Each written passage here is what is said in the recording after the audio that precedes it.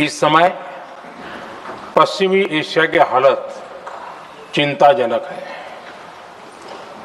बीते 2-3 हफ्तों में जयशंकर जी ने और हरदीप पुरी जी ने इस विषय पर सदन को जरूरी जानकारी दी है। अब इस संकट को 3 सप्ताह से ज्यादा हो रहा है। इसका पूरे विश्व की अर्थव्यवस्था पर, लोगों के जीवन पर बहुत ही विपरीत असर हो रहा है। इसलिए पूरी दुनिया इस संकट के जल्द से जल्द समाधान के लिए सभी पक्षों से आग्रह भी कर रही है। अध्यक्ष महोदय, भारत के सामने भी इस युद्ध ने अप्रत्याशित चुनौतियां खड़ी कर दी हैं। ये चुनौतियां आर्थिक भी हैं, नेशनल सिक्योरिटी से जुड़ी भी हैं और मानवीय भी हैं। युद्धरत और युद्ध से प्रभावित देशों के साथ भारत के व्यापक व्यापारिक रिश्ते हैं। जिस क्षेत्र में युद्ध हो रहा है वो दुनिया के दूसरे देशों के साथ हमारे व्यापार का भी एक महत्वपूर्ण रास्ता है।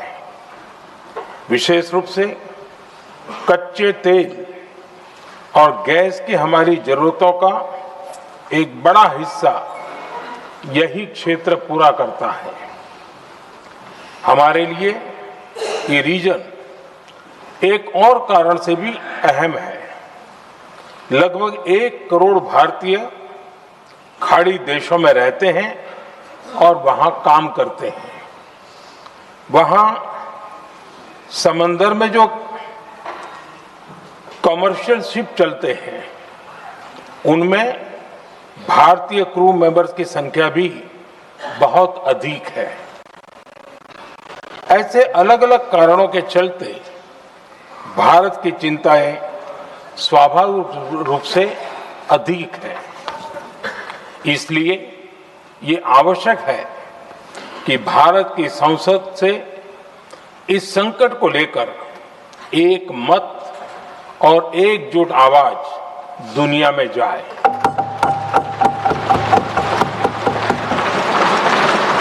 अध्यक्ष जी, जब से ये युद्ध शुरू हुआ है तब से ही प्रभावित देशों में हर भारतीय को जरूरी मदद दी जा रही है। मैंने खुद पश्चिम एशिया के ज्यादातर देशों के राष्ट्राध्यक्षों के साथ 2 राउंड फोन पर बात की है। सभी ने भारतीयों की सुरक्षा का पूरा आश्वासन दिया है। दुर्भाग्य से इस दौरान कुछ लोगों की दुखद मृत्यु हुई है और कुछ घायल हुए हैं। ऐसे मुश्किल हालात में परिवारजनों को आवश्यक मदद दी जा रही है। जो घायल है उनका बेहतर इलाज सुनिश्चित कराया जा रहा है। अध्यक्ष जी, प्रभावित देशों में हमारे जितने भी मिशन हैं वो निरंतर भारतीयों की मदद करने में जुटे हैं। वहां काम करने वाले भारतीय हो या फिर जो टूरिस्ट वहां गए हैं, सभी को हर संभव मदद दी जा रही है। हमारे मिशन नियमित रूप से एडवाइजरी जारी कर रहे हैं। यहां भारत में और अन्य प्रभावित देशों में 24/7 कंट्रोल रूम और आपातकालीन हेल्पलाइन स्थापित की गई है। इनके माध्यम से सभी प्रभावितों को त्वरित जानकारी दी जा रही है। अध्यक्ष जी, संकट की स्थिति में देश विदेश में भारतीयों की सुरक्षा हमारी बहुत बड़ी प्राथमिकता रही है। युद्ध शुरू होने के बाद से लेकर अब तक 3,75,000 से अधिक भारतीय सुरक्षित भारत लौट चुके हैं। ईरान से ही अभी तक लगभग 1000 भारतीय सुरक्षित वापस लौटे हैं। इनमें 700 से अधिक मेडिकल की पढ़ाई करने वाले युवा हैं। खाड़ी देशों में भारतीय स्कूलों में हजारों विद्यार्थी पढ़ते हैं। सीबीएसई ने ऐसे सभी भारतीय स्कूलों में होने वाली कक्षा 10वीं और 12वीं की निर्धारित परीक्षाओं को रद्द कर दिया है। इन बच्चों की पढ़ाई निर्बाध चलती रहे, इसके लिए सीबीएसई उचित कदम उठा रही है।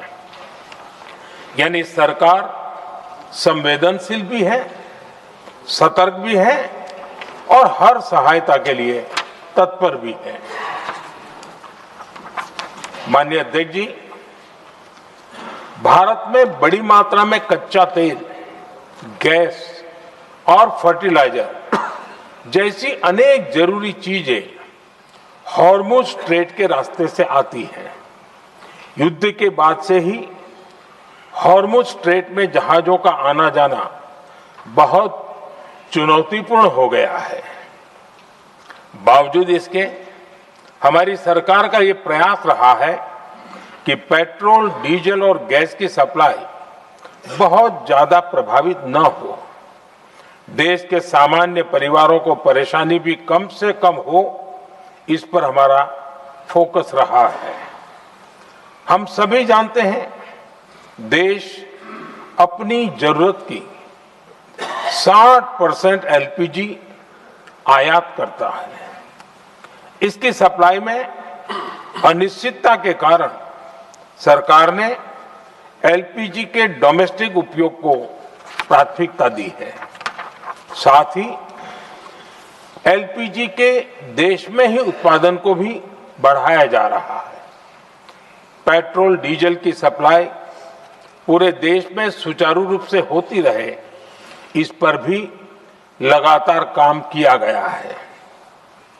अध्यक्ष जी, आज की इन परिस्थितियों में एनर्जी सिक्योरिटी को लेकर बीते एक दशक में उठाए गए कदम और भी प्रासंगिक हो गए हैं। भारत ने बीते 11 वर्षों में अपनी एनर्जी इंपोर्ट का डाइवर्सिफिकेशन किया है। पहले क्रूड ऑयल, एलएनजी, एलपीजी ऐसी एनर्जी जरूरतों के लिए 27 देशों से इंपोर्ट किया जाता था। वहीं आज भारत 41 देशों से एनर्जी इंपोर्ट करता है।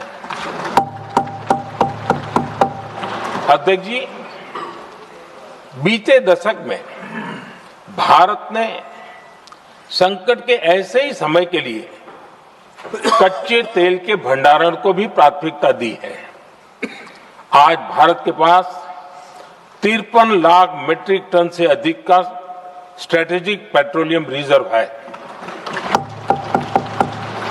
और 65 लाख मीट्रिक टन से अधिक के रिजर्व की व्यवस्था पर देश काम कर रहा है। हमारी तेल कंपनियों के पास जो रिजर्व रहता है वो अलग है। बीते 11 वर्षों में हमारी रिफाइनिंग कैपेसिटी में भी उल्लेखनीय वृद्धि हुई है। अध्यक्ष जी, सरकार अलग अलग देशों के सप्लायर्स के साथ भी लगातार संपर्क में है। प्रयास ये है कि जहां से संभव हो वहां से तेल और गैस की सप्लाई होती रहे। भारत सरकार गल्फ और आसपास के शिपिंग रूट्स पर निरंतर नजर बनाए हुए है। हमारा प्रयास है कि तेल हो, गैस हो, फर्टिलाइजर हो, ऐसे हर जरूरी सामान से जुड़े जहाज भारत तक सुरक्षित पहुंचे।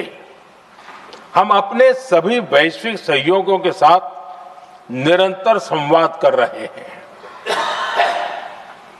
ताकि हमारे मैरीटाइम कॉरिडोर सुरक्षित रहे। ऐसे प्रयासों के कारण बीते दिनों हॉर्मुज स्ट्रेट में फंसे हमारे कई जहाज भारत आए भी हैं। अध्यक्ष जी, संकट के इस समय में देश की एक और तैयारी भी बहुत काम आ रही है। पिछले 10-11 साल में इथेनॉल के उत्पादन और उसकी ब्लेंडिंग पर अभूतपूर्व काम हुआ है। एक दशक पहले तक देश में सिर्फ 1-1.5% इथेनॉल ब्लेंडिंग कैपेसिटी थी। आज हम पेट्रोल में 20% इथेनॉल ब्लेंडिंग के करीब पहुंच रहे हैं। इसके कारण प्रति वर्ष करीब 4.5 करोड़ बैरल कम ऑयल इंपोर्ट करना पड़ रहा है। ऐसे ही रेलवे के बिजलीकरण से भी बहुत बड़ा फायदा हो रहा है।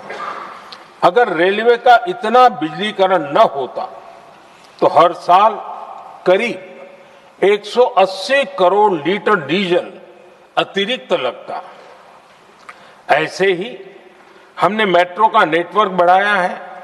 2014 में जहां देश में मेट्रो नेटवर्क 250 किलोमीटर से भी कम था, आज ये बढ़कर करीब 1100 किलोमीटर हो गया है। हमने इलेक्ट्रिक मोबिलिटी पर बहुत अधिक बल दिया। केंद्र सरकार ने राज्यों को 15,000 इलेक्ट्रिक बसें चलाने के लिए दी हैं। आज जिस स्केल पर वैकल्पिक ईंधन पर काम हो रहा है, उससे भारत का भविष्य और सुरक्षित होगा।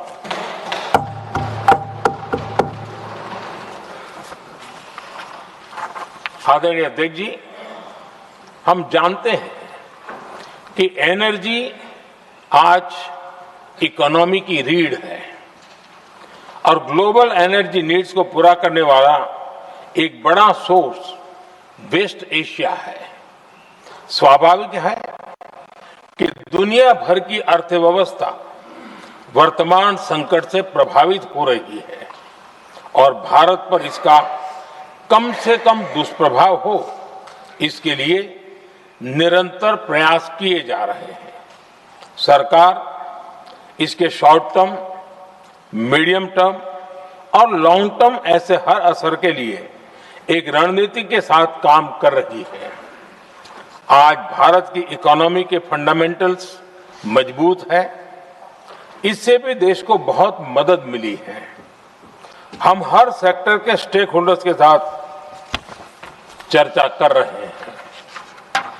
जहां भी जरूरत है उस सेक्टर को आवश्यक सपोर्ट दिया जा रहा है। भारत सरकार ने एक इंटर मिनिस्ट्रियल ग्रुप भी बनाया है। ये ग्रुप हर रोज मिलता है और हमारे इंपोर्ट एक्सपोर्ट में आने वाली हर दिक्कत का आकलन करता है और ये ग्रुप आवश्यक समाधान पर भी निरंतर काम करता है। मुझे पूरा भरोसा है कि सरकार और इंडस्ट्री के साझा प्रयासों से हम परिस्थितियों का बेहतर सामना कर पाएंगे। माननीय अध्यक्ष जी, एक बड़ा सवाल ये है कि युद्ध का खेती पर क्या प्रभाव होगा। देश के किसानों ने हमारे अन्न के भंडार भर रखे हैं, इसलिए भारत के पास पर्याप्त खाद्यान्न है। हमारा ये भी प्रयास है कि खरीफ सीजन की ठीक से बुआई हो सके। सरकार ने बीते सालों में आपात स्थिति से निपटने के लिए खाद की पर्याप्त व्यवस्था भी की है। अतीत में भी हमारी सरकार ने दुनिया के संकटों का बोझ किसानों पर नहीं पड़ने दिया था। कोरोना और उस समय के युद्धों के दौरान उस समय भी ग्लोबल सप्लाई चेन में डिस्टरप्शन आ गई थी। दुनिया के बाजार में यूरिया की एक बोरी 3,000 रुपये तक पहुंच गई, लेकिन भारत के किसानों को वही बोरी 300 रुपये से भी कम कीमत में उपलब्ध कराई गई। अध्यक्ष जी, देश के किसानों को इस प्रकार के संकटों से बचाने के लिए भी बीते वर्षों में अनेक कदम उठाए गए हैं। पिछले एक दशक में देश में 6 यूरिया प्लांट शुरू किए गए हैं। इससे सालाना 76 लाख मैट्रिक टन से अधिक की यूरिया प्रोडक्शन कैपेसिटी जुड़ी है। इस दौरान डीएपी और एनपीकेएस जैसी खाद का घरेलू उत्पादन भी करीब 50 लाख मैट्रिक टन बढ़ाया गया है। इतना ही नहीं, तेल और गैस की तरह खाद के आयात को भी डाइवर्सिफाई किया गया है। ऐसे ही डीएपी और एनपीके के आयात के लिए भी हमने अपने विकल्पों को विस्तार किया है। अध्यक्ष जी, सरकार ने देश के किसानों को made in India nano urea का विकल्प भी दिया है। सरकार किसानों को प्राकृतिक खेती के लिए भी प्रोत्साहित कर रही है। पीएम कुसुम योजना के तहत किसानों को 22 लाख से ज्यादा सोलर पंप दिए गए हैं। इससे भी डीजल पर उनकी निर्भरता कम हुई है। मैं सदन के माध्यम से देश के किसानों को विश्वास दिलाता हूं कि सरकार किसानों की हर संभव मदद करती रहेगी। आदरणीय अध्यक्ष जी, युद्ध का एक बहुत बड़ा चैलेंज ये भी है कि भारत में गर्मी का मौसम शुरू हो रहा है। आने वाले समय में बढ़ती गर्मी के साथ बिजली की डिमांड बढ़ती जाएगी। फिलहाल देश के सभी पावर प्लांट्स के पर्याप्त कोल स्टॉक्स उपलब्ध है। भारत ने लगातार दूसरे साल 100 करोड़ टन कोयला उत्पादन करने का रिकॉर्ड बनाया है। पावर जनरेशन से लेकर पावर सप्लाई तक के हमारे सभी सिस्टम की निरंतर मॉनिटरिंग भी की जा रही है और सरकार की तैयारियां उसको रिन्यूएबल एनर्जी से भी मदद मिली है। बीते दशक में रिन्यूएबल एनर्जी की तरफ देश ने बड़े कदम उठाए हैं। आज हमारी total install power generation capacity का आधा हिस्सा रिन्यूएबल सोर्स से आता है। हमारी कुल रिन्यूएबल क्षमता आज 250 गीगावाट के ऐतिहासिक आंकड़े को पार कर गई है। बीते 11 वर्षों में देश ने अपनी सोलर पावर कैपेसिटी करीब 3 गीगावाट से बढ़ाकर 140 गीगावाट तक पहुंचाई है। बीते वर्षों में देश में करीब 40 लाख रूफटॉप सोलर लगे हैं। इसमें पीएम सूर्यघर मुफ्त बिजली योजना से भी लोगों को काफी मदद मिली है। गोवर्धन योजना के तहत देश में आज 200 कॉम्प्रेस बायोगैस प्लांट भी काम करना शुरू कर चुके हैं।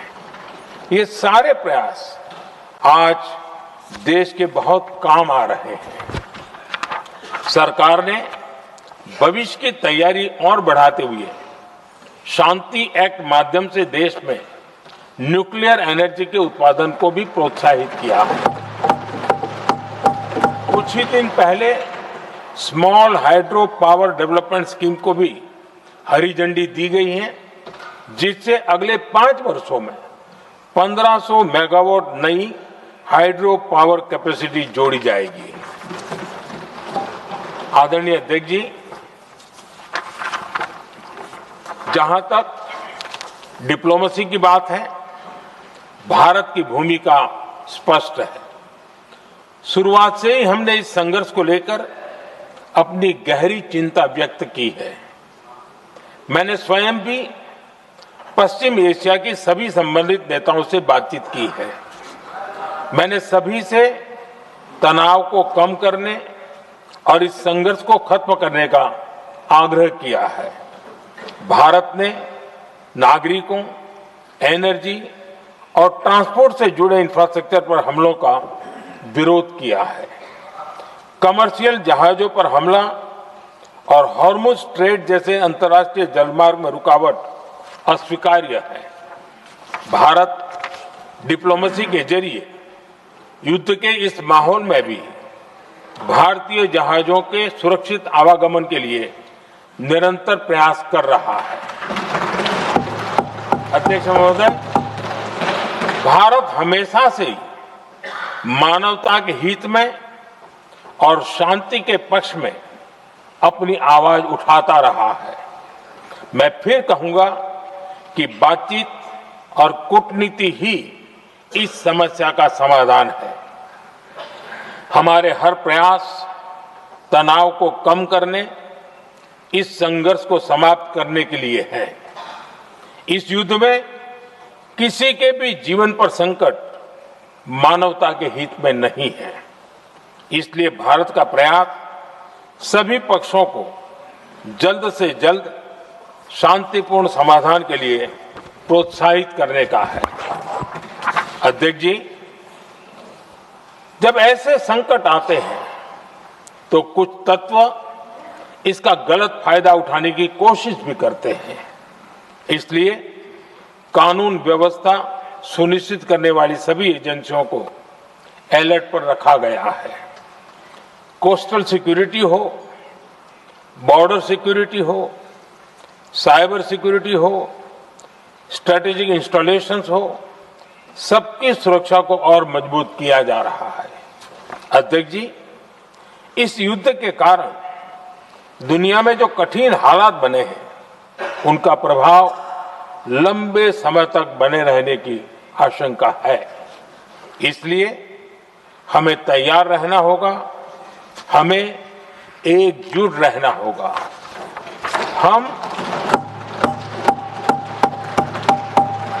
हम कोरोना के समय भी एकजुटता से ऐसी चुनौतियों का सामना कर चुके हैं। अब हमें फिर से उसी तरह तैयार रहने की आवश्यकता है। धीरज के साथ, संयम के साथ, शांत मन से हमें हर चुनौती का मुकाबला करना है और यही हमारी पहचान है, यही हमारी ताकत है। और हां, हमें बहुत सावधान और सतर्क भी रहना है। हालात का फायदा उठाने वाले झूठ फैलाने का प्रयास करेंगे, ऐसे लोगों की कोशिशों को सफल नहीं होने देना है। मैं देश की सभी राज्य सरकारों से भी इस सदन के माध्यम से आग्रह करूंगा, ऐसे समय में कालाबाजारी करने वाले, जमाखोरी करने वाले एक्टिव हो जाते हैं। इसके लिए कड़ी मॉनिटरिंग जरूरी है। जहां से भी ऐसी शिकायतें आती हैं, वहां त्वरित कार्रवाई होनी चाहिए। देश की हर सरकार और देश का हर नागरिक जब मिलकर चलेंगे तो हम हर चुनौती को चुनौती दे सकते हैं। इसी आग्रह के साथ मैं अपना वक्तव्य समाप्त करता हूं। बहुत बहुत धन्यवाद। माननीय सदस्यगण, जिन्हें आज अपना नियम 3C से उठाने हैं, वो व्यक्ति